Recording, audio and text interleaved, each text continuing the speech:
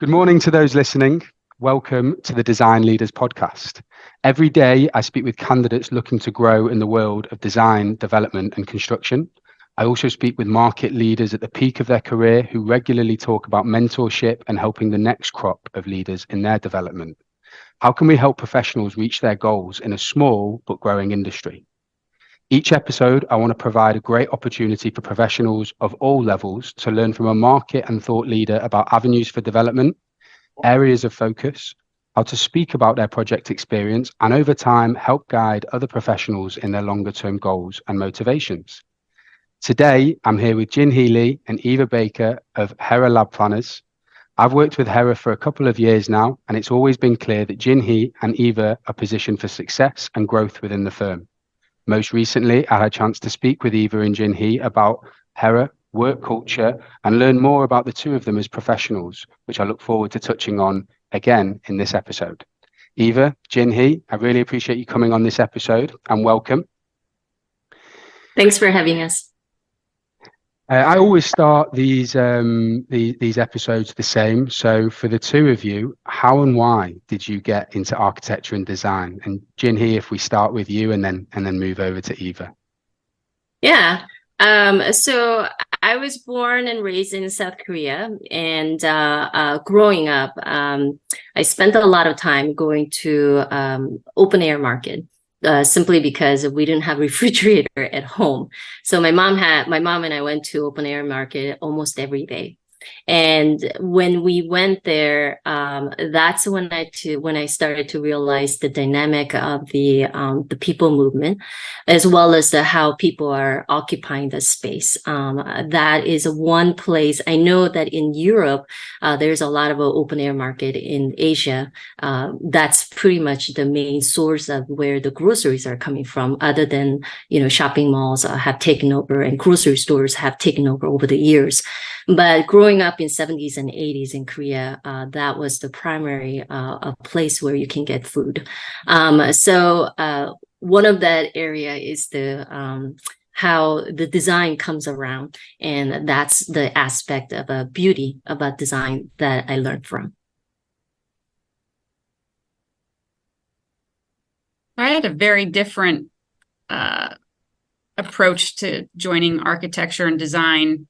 If you had met me as a child, I always loved drawing houses and buildings, but I also really liked my math and science classes. So as I grew up through high school, I didn't have enough time in my schedule to fit in many art classes. And so I didn't have a portfolio that I could use to apply to architecture programs for undergrad. So I applied as an undecided major and fell into chemistry, of all things, with a declared minor in architecture. So I was still in college feeling out and trying out all sorts of things. And so by the end of college, as much as I loved chemistry, I really was ready at that point to give architecture a try and just really have fallen in love with it and never looked back. Interesting. Two very, very different answers and approaches there. But again, for the two of you, in your development throughout your career, I'm sure there are some leaders from your early days of your career that are noteworthy and to take note of. But how do you both feel as though your leadership would have described you in the early years of your careers? So some of the leaders early in my career probably would call me overly eager, impatient to prove myself. I just came into the workplace ready to go, ready to try anything new that they had to hand me. And I just really wanted to learn it all and prove that I could do everything. So I was probably somewhat annoying, in fact. But I really appreciate the time and energy that they did put into my development and helping me do well in my career. Without them, I really don't think I'd be where I'm at today. For me, I always had this aspect of design, and I pretty much crave for any kind of a design projects that I could get a hand on. And because of that, anytime that there's a new project comes along, I would reach out to the leaders and say, can I please work on this? Even if like I have 5 projects, that is a big projects that's in front of me, just because I'm eager to get into any aspects of a design. And if there's an opportunity out there, then I didn't look back to gravitate toward it. Interesting. So for those junior professionals listening, there's a common theme there in eagerness. So I would encourage everyone to go and have a look at Eva and Jinhee's background and where they are at now, because I imagine that you can never be too eager. But for the both of you, what's something of those early days leadership, what's something that you learned from a leader that you've taken on board and still stays with you till this day? So I tend to have a more outgoing or personality, and a very just loud voice. It also carries across the room. And so I also tend to, I think I tend to speak what comes to my mind and maybe don't pause and think about it through entirely before it comes out. And so one of the leaders that really made a lasting impression on me was a more quiet spoken person. And I just realized how effective they were in their leadership role, in this case as a project manager, and how you can still temper your mannerisms and still be equally, if perhaps not even maybe better, a better leader. And I think that can also garner more respect from your peers as well. It can be, if and I always have to be mindful for myself to think about how I'm being perceived, because sometimes it is a little too perhaps, aggressive. And so, how you present yourself really can also be hand in hand with how you're received. And if you have a better dynamic, you can achieve bigger and better things together.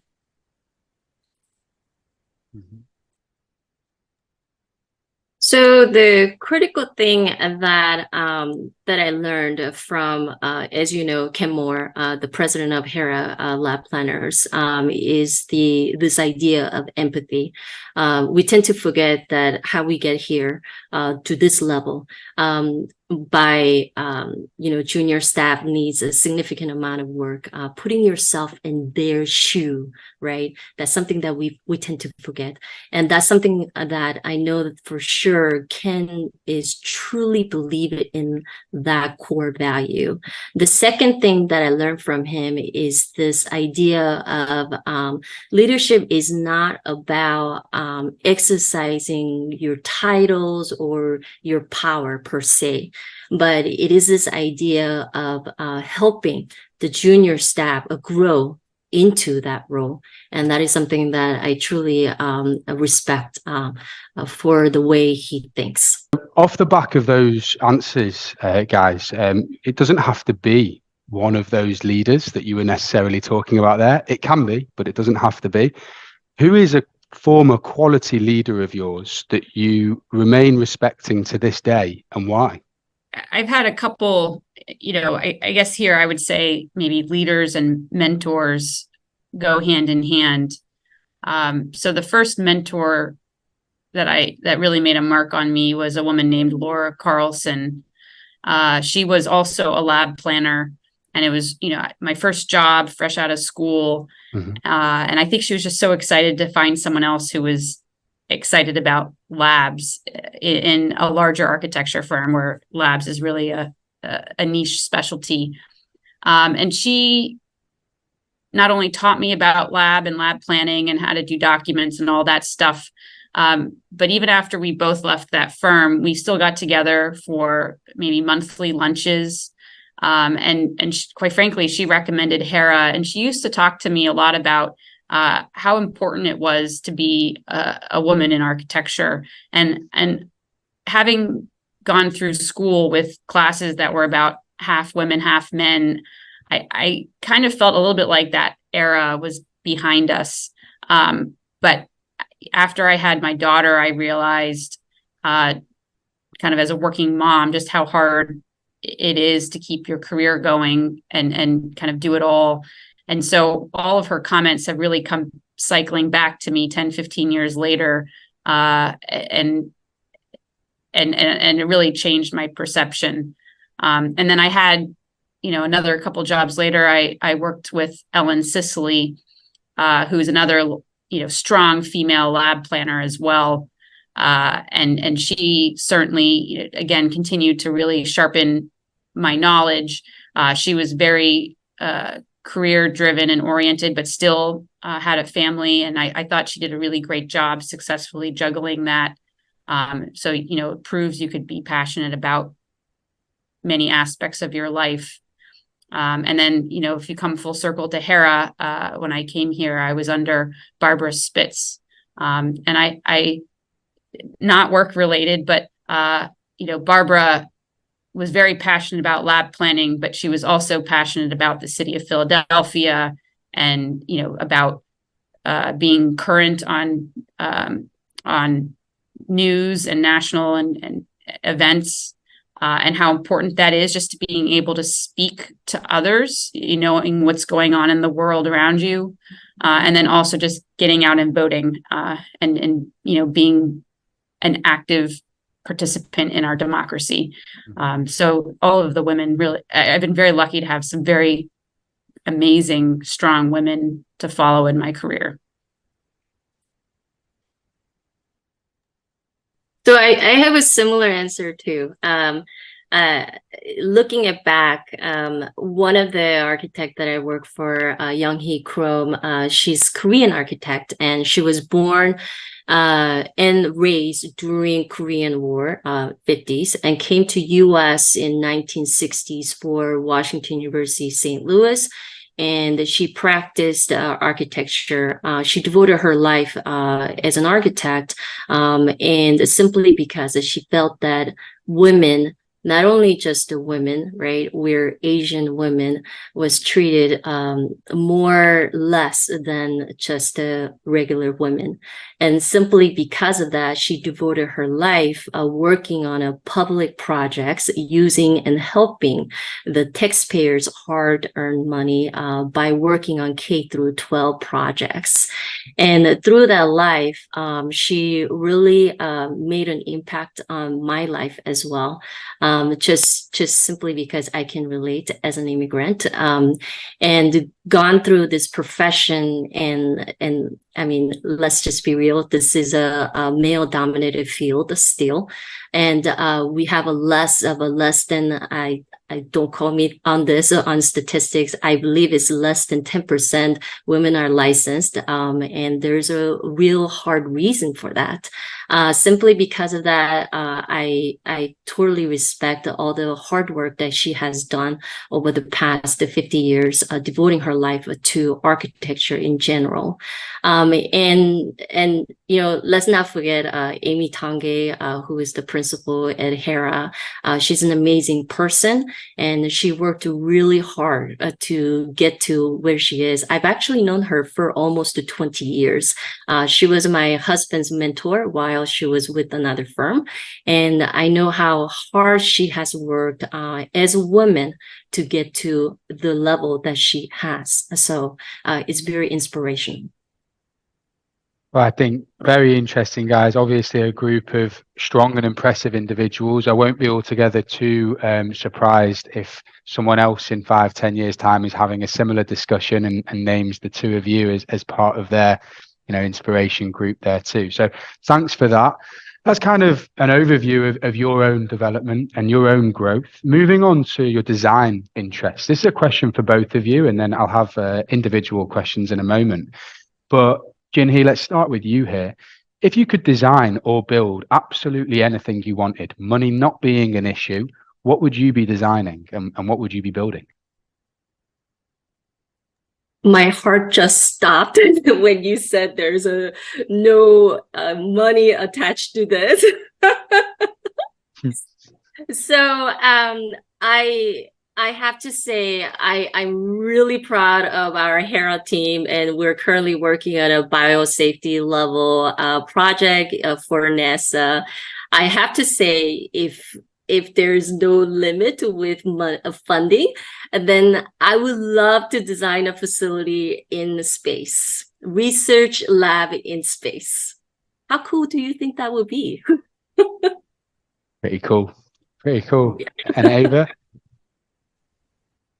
I'm fascinated by tiny houses, and maybe that's partly because I live in it's not officially a tiny house, but I do live in a small house. And when we were house hunting, I really felt like I wanted to purchase a house that was sized appropriately for me so that I wasn't taking over more square footage than I really needed, understanding that, there's millions of people in the world. And if we all could just maybe live a little smaller, how much space could we save and give back to the animals?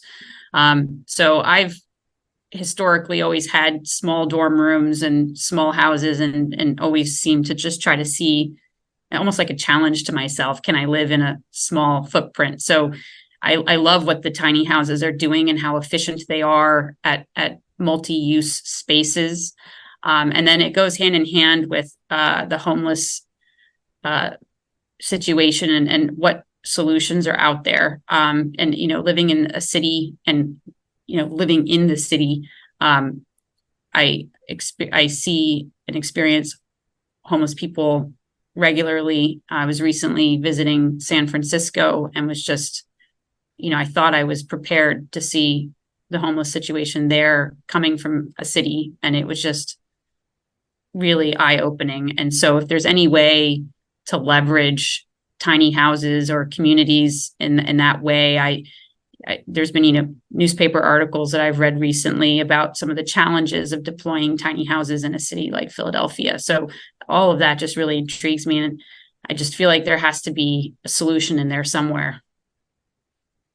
It's interesting. Two very, very different answers. I think Jinhee is somewhat kind of what I expected to hear, a research lab in space.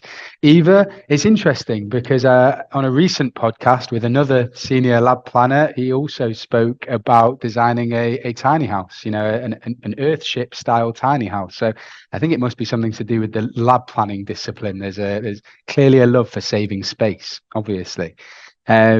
Now, Jinhee, you just touched on there a biosafety project that you're working on at the moment. It may be that project, it may be a different project, but for Jinhee here, what's your favorite project that you've been a part of, and what was your role on that project? So for the past 17 years, I worked on a like theme park projects such as a SeaWorld to government facility and forensic facility. Out of all of that, my favorite would be Grande Cheese in Fond du Lac, Wisconsin. Simply because the scale is a lot smaller than I usually work on. But the idea of practicing and incorporating this human-centered design into that facility was actually our first project that we tested on, and incorporating the colors in the lab. I know we don't usually incorporate a color in the lab. It should all be white, default to white. I totally get it. And it was a changing a movement in the lab industry, actually, and incorporating the color, bringing nature into the space and really addressing the human needs in a lab. Because if you really think about it, for the past 50 to 60 years, we were investing billions of dollars in a workplace strategy, and we haven't actually done that in a lab facility. So and people are occupying those space, and they are breathing through these toxic airs, and they're spending more of their lifetime in the lab than actually at home, theoretically speaking. So because of that, Grande Cheese was the first project that we actually tested. We also tested this idea of not incorporating, let's say, 100 feet of a glass and making the scientists feel like they're in a fishbowl. I mean, everybody wants to showcase their lab. Of course you do. But do you really want to make the scientists feel like they're in a display? So having a strategically planning the design so that it minimizes the disturbance of what they're doing, as well as the really respecting what's happening in the lab, as well as showcasing the lab, is something that we incorporated into that design. Interesting. Of all those projects that you've worked on, and I know there's a lot of them, that is an interesting one to touch on there. Now, Eva, for you, what's something in your career that you are particularly proud of that you don't tend to get to talk about a lot? I think it would have to be just the coordination aspect of a project, because a lot of that is hidden or not necessarily seen in the end built product. It's more almost about the process to achieving the end. And I really love more of that technical side of design. And so some of my favorite projects have been the more complicated science experiments. I can think of one which was a high pressure combustion duct. It was, I don't even remember now, maybe 30 feet tall, and it had these optical viewing ports at certain heights through the column. And so we had to design platforms so that the researchers could access those ports, and then, of course, lift the different sections of the combustion duct up, as well as optical tables up onto the platform. So there was just a lot of moving parts and pieces. And then to make it even more complicated, this device was connected to 40 gas cylinders of hydrogen gas, which is very flammable. And so the project ended up almost becoming a whole question of how can you safely handle 40 cylinders of hydrogen gas? And we ended up having to put them across the street and creating blast walls so that if they did explode, they exploded up instead of out. And it just brought in all of these different code and MEP challenges, which were just really fun to overcome. So that's the part that I could go on and on about, but that you probably wouldn't see or know if you were to visit the project. Fascinating. Before when I just started working in recruiting in this space, people would often speak to me about their projects, and I felt like they were, arguably speaking a different language. Over the last few years, I feel like I started to pick up on that new architectural lingo. However, that project there, it did seem to go a little bit above my head, I reckon, there. And then focused more on your work with HERA, guys. What's something that your teams individually, and it can be separate, but what's something that your teams are currently working on that you find particularly impressive and noteworthy? I do think once this project's going to be complete, I kind of call it what will probably be one of the crown jewels in my portfolio. One of the great opportunities about working with a firm like HERA is that we're a consultant to prime architecture firms.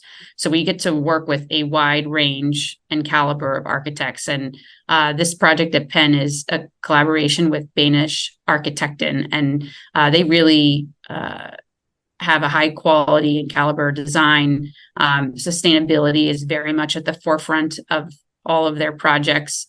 And so it was a really fascinating process to really try to push the envelope on the laboratory design, because these labs are fume hood intensive, energy intensive, and so how we can pair that and complement that with the sustainability initiatives that Danish Arkitekten brings to the table.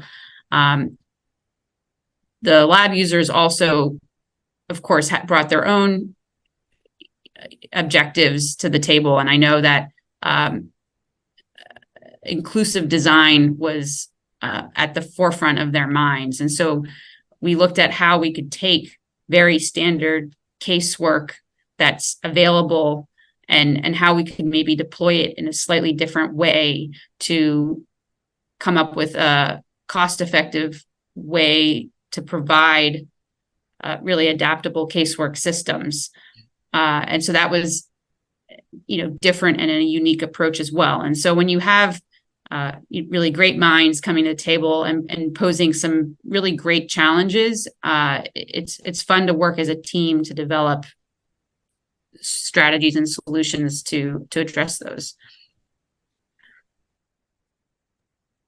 So my specialty is the government projects as well as the crime lab projects. Anything that deals with the taxpayers' money, I pretty much touch it. So one of the projects is the USGS, United States Geological Survey, and growing up, I've only heard about USGS in a textbook. I didn't realize the complexity of the research that they're doing. Currently, our team is working on USGS in Tuscaloosa. They are relocating the USGS from Mississippi to University of Alabama, Tuscaloosa. University of Alabama, Tuscaloosa is generous enough for USGS to have a permanent home there, along with FEMA and NOAA. The main research that it's currently doing is they're trying to prevent and figure out what happened to Katrina. Right? How is the bank of the surfaces of the water and then the current and the velocity and what causes it to have an eruption like that? And that's one of them. So we have created this giant, I no joke about this. It feels like it's a giant Olympic size of a pool that they're testing, and they're generating the wave patterns, and it is a very complex facility that our team is currently working on, as well as a USGS Hawaii, which is in, I'm sure you have heard of a lava eruption, I believe December of 2022. And we are currently working with those scientists who are going through it.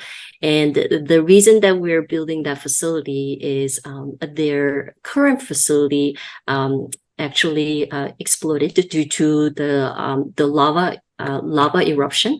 And so we're building that facility maybe 30 feet away. According to zoning, you can be away by 30 feet, which kind of blows my mind in that sense. But so that's another project that we're working on. Working on these projects, to me, is very very valuable and inspirational, simply because we feel like as a team, we are contributing to the future needs and the research that they're working on. So. Without a doubt. That's one of the reasons why I tend to enjoy focusing in this space as well. I feel like I'm having more of an impact than perhaps working on other types of facilities. So absolutely, that makes sense there. And I would encourage anyone who is listening to have a look at the HERA portfolio on the website. I'm sure that Jinhee and Eva here, if they wanted to talk about all the projects that they'd love to work on, we could probably be here for a couple of hours. So we probably don't have the time for that. But for those listening, make sure you check out the HERA website, which will be added to this video, and have a look at the portfolio on there for any added information. Moving on again into more of a kind of forward thinking and talking about both of your goals. When I first started, I was just very driven on finishing my the NCARB accreditation. So working to accumulate enough hours and then studying and taking all of the exams. And when I graduated, it was right when they changed the rules and they allowed you to take your exams concurrently with completing your hours. And so I was able in, I want to say about 4 years, to become a licensed architect. And I just remember sharing the good news with the head of the architecture department, and they were pretty surprised, because up until then you had to be at least 5 years before you'd be able to complete it all, and he wasn't quite sure what to do with me, because I kind of was able to achieve it a little bit faster than originally. But I do think that opened up, especially at a larger architecture firm, that did open up more doors, because at that point, once I became licensed, I was able to be that project architect role. And I have found at some of the larger firms that having that license does open up more of those doors. And so that gave me some more opportunity to be more a leader on projects. Of course, I started with smaller projects, and then the projects got a little bit larger or more complicated, or had some specialty features, and so they became more and more interesting. So I think the important thing with those early goals is it's important to have ones that are attainable, because then you feel really good when you achieve them, and then you can move on to the next one. So I would say they were pretty modest goals, but they kept me going and kept me driven.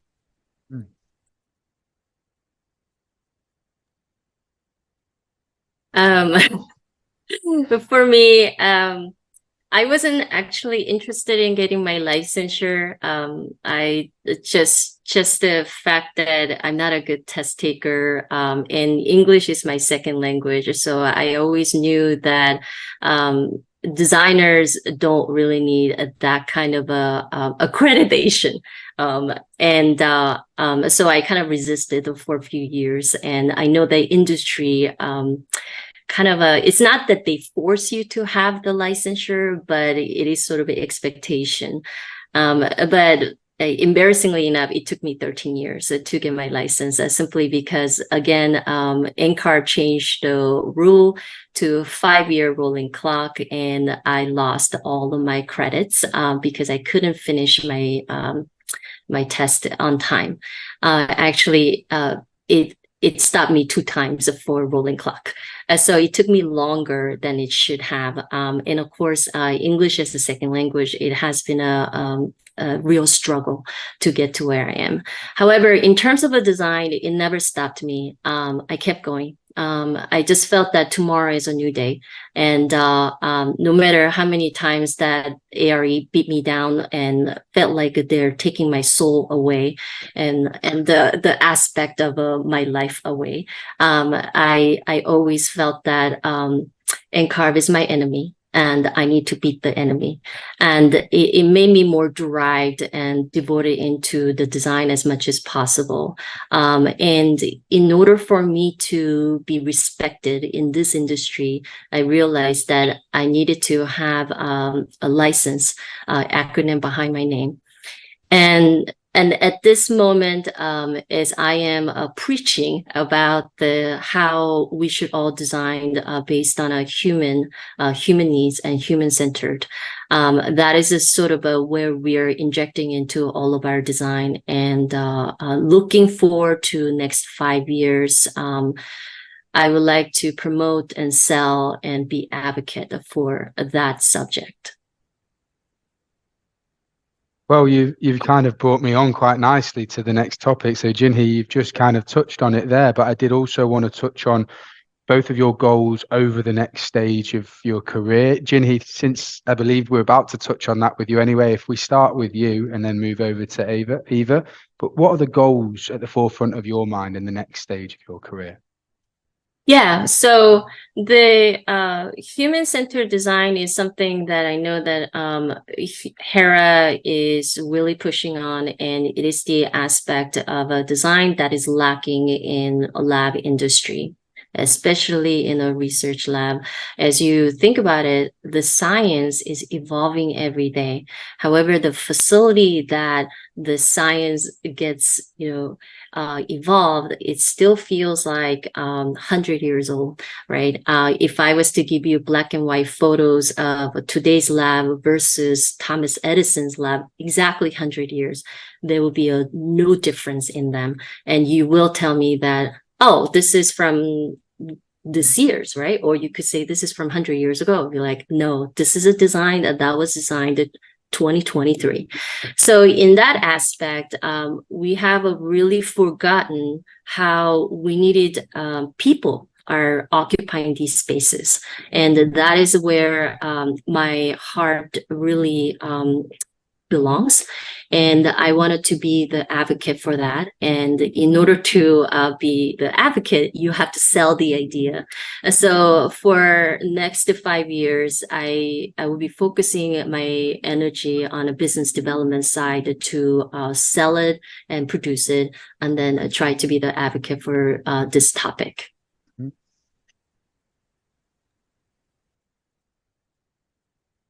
So my goals for next 3 to 5 years, I would say about 3 years ago, I took on a lot of new roles and responsibilities. A lot of those would be on the project management side, as well as marketing and kind of subject matter expert areas. And so I really just want to continue to become more comfortable and confident in those roles. So on the subject matter expertise, my background is more on the R&D, corporate labs or research labs in higher education typologies. And one of the reasons I came to HERA about 6 years ago was to have more exposure to all the different types of labs. And so I'm always looking forward to the next opportunity where I can just learn and grow my expertise in more of those other market sectors. On the marketing front, I can't tell you how nerve-wracking your first, second, and even third interviews are when you are trying to represent your firm and wow the potential clients and win work. And so it really just takes trial and error and practice to get more comfortable and confident. And, recently I've really feel like I'm starting to feel like I'm maybe getting the hang of it, just the more confidence, not keeping myself up at night worrying about my interview the next day. I can actually now get a full night's sleep ahead of the interview. And so a lot of this, I think, just takes practice. And so just having more time to do it over and over again. On the project management side, starting to maybe take on bigger projects or bigger project teams. Can you give your client the best services while still coming in kind of on budget for the firm? I think there's just little challenges you can set for yourself there in different ways. Maybe you went a little over on your last project. Can you come in a little under on the next project? Set that challenge for yourself and see if you can you can give yourself a little pat on the back when you achieve it. So that, again, I think these are all pretty modest goals, but they keep me wanting to continue on to the next project and to see if I can do it a little better and a little better. Sure. Setting attainable goals to then allow yourself to hit those goals and make new goals. It's what I kind of live by as well. So that totally makes sense. I'm looking forward to seeing that growth and that development. I can imagine I'm staying very close to HERA laboratory planners and finding talent over the next couple of years. So I'll keep finding those lab planners, but I'd love to hear from the two of you and how you've developed and how you've got on with those goals there. Moving to our last section here, there will be a few kind of industry professionals listening to the two of you and wanting to learn kind of what you guys see in a quality candidate and what you guys view as quality talent in this space. So for the two of you, when you look at a resume, what do you want to see from a top candidate? Eva, if we start with you and then move to Jinhee. So, I mean, just given HERA's lab focus, I'm usually trying to see what the person's interest level may be for labs. And, being a science major that changed into architecture, I do have and see some value in resumes that maybe aren't, don't read as lab. I think that's okay. I think having a diverse background can really lend that person to bringing a different perspective to lab design, and especially for younger candidates who maybe haven't had as much exposure or opportunity to work on labs. As long as they're showing an aptitude or willingness to learn and excitement, enthusiasm for lab design, I think that is completely acceptable as well. It's a good question. I do sometimes wonder how much that really the trick with resumes is how much can come through on the paper, right? And so, I mean, that's where the interview process is just so valuable, because some resumes, I think, unfortunately, maybe don't shine like others, but people are still really good quality people. And so you need to be mindful of the different steps in the hiring process, because I think that folks can have different or show their strengths in different ways through the process. Mm-hmm. So HERA attracts like all different kinds of people, like Eva stated. We have one employee who is actually two employees. One is a scientist, or was a scientist, and he's now one of our subject matter expert, and he's amazing in terms of talking about BSL-3 and BSL-4. And any candidates who are in a totally different background and wanting to join our firm, these things can be taught, right, in an industry. As Eva has stated, you just have to have a open-minded and be excited about joining the industry. The other colleague that I know, he has an English degree background, no design background at all, right? And now he's one of our senior lab planners. So as you can see, I personally think that people who has a different background and joining this industry gets more excited, and they get more excited and putting themselves into making a difference in a science field, and I think they get more out of it in that sense. So, and also we do have some candidates or employees who are from different country, like myself, right? They bring a different aspect and different design into and incorporating in those ideas into the lab is also amazing for the industry as well. So we are looking for a very diverse group. You don't really need to have it would be nice to have a lab background, but if any candidates wants to change and they wanted to try out lab industry, why not? I came from a theme park industry, and now I submerged myself into a research lab. So things can be taught in an industry, and as long as you have that open-minded and inspired by different design and aspect, we're definitely looking for that kind of a candidates. Awesome. I think two really fascinating responses. We're hearing kind of, the diversity in the background, and then we're also hearing from Eva, that we can't get all the information out in a resume, which absolutely we can't do. So, the interview and how someone portrays themselves and the enthusiasm they have for said projects, crucially important. And on that topic, moving from resume to interview, what's the sort of thing, understanding passion, enthusiasm, but what else do you want to hear from a candidate in an interview? Well, I love hearing about some of their project examples. And what I'm really looking for is how they're talking about their projects.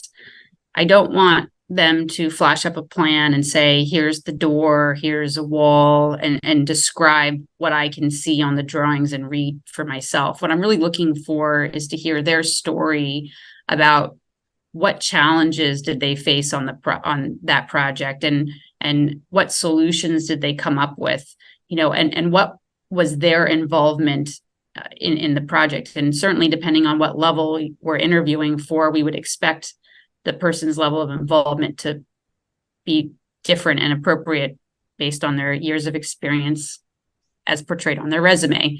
And so we're really looking for someone who can thoughtfully speak about their projects. So for me, I appreciate whenever a candidate asks about company culture. So that's something that's different with every company, right? I mean, every company can offer same type of I guess lab planning or whatever not, but it's the people who's making a difference in that company.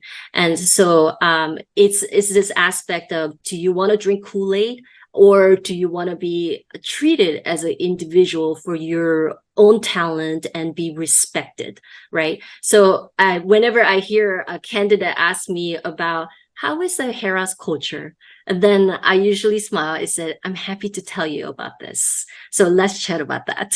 So to me, that is a number one thing that I look for in a candidate. By the time when you get to the interview process, right, we already like you on paper. So we just wanted to, it's the same thing. Either you're looking for a candidate or you're going for an interview for a project, you already pre-qualify.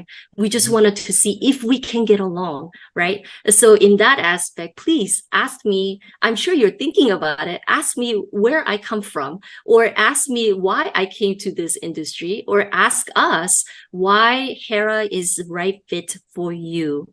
Because if you're just looking for, like, let's say just the income base, that money will only give you happiness in 1 minute in your bank account, right? But it's not going to give you that happiness that you're looking for and longevity that you're looking for from the company's culture.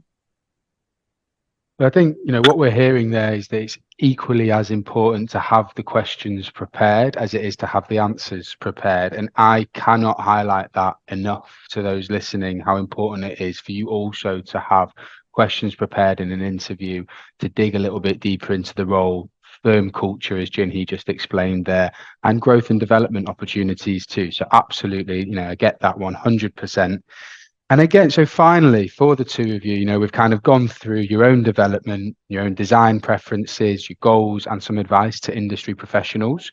Now, specifically about HERA, there will be a few people who hopefully have made it all the way through to listen to this point. And for those still listening, is there anything in particular that either one of you would like to speak about HERA, what you're currently doing, anything to do with the culture, anything? HERA is a very interesting firm. I worked for a very large corporate firm to a boutique firm to ending up at a HERA.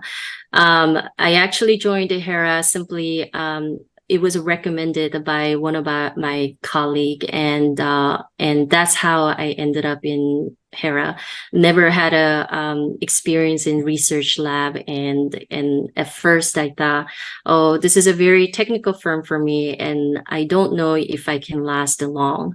But more and more I submerge myself into the firm, I started to realize they really respect individuality and their talent. And that's when they started to practicing this idea of design into the laboratory planning.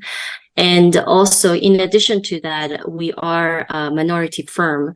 I must say, I never worked for a minority as a minority, and I felt very fit in with the firm, just because of certain things that they talk about, and I can't emphasize the culture that we have. And some of my colleagues who are scientists, and they come from all different backgrounds, and it is truly inspirational place to work for in terms of every aspect. Just the work itself, I can tell you from someone who worked on a beautiful theme park for SeaWorld, a 63-hectare, to going down to as small as 10,000 square feet. Even though we're working on a smaller projects, it could be as big as 100,000 or 200,000 square feet. It is a very inspirational, and I feel like I'm making a difference in a science industry by providing my design. Background prior to HERA was fairly large firm sizes. And I was very nervous, quite frankly, coming to a smaller firm. I've always just liked even schools that had just lots of people.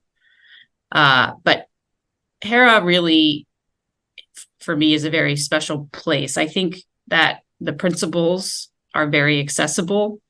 They care and like to hear from all their employees, and they're very open to working with folks in making HERA a better place. And that could be coming up with new policies, new things. Most recently, to help try to extend the weekend, we recently implemented half-day Fridays year-round. So we work 4 9-hour days and then a half-day Friday. And I think that's generally been very popular. It's up to people. There are still some people who work the regular 5/8s because that works for their schedules better. And I think our principals have really leaned into the post-COVID environment and, the transition more to flexible and or remote work as needed. They really, I actually said this earlier today. I really think we have some really phenomenal people at the firm, and people are our best asset. So the principals are always looking for ways to, I think, show their appreciation for the great talent that they have, and I think folks see that, and I experience it. So hopefully other people have the same views that I have, and so that really, for me, has made HERA really stand out from some of the other firms I have worked at in the past. Well, I can concur on my end, having spoken with, Ken, the president, and the senior principals, the two of you, and having found some great lab planners. I can concur, phenomenal people and great talent fills each of the HERA offices. Guys, listen, I really appreciate you taking the time on this podcast today.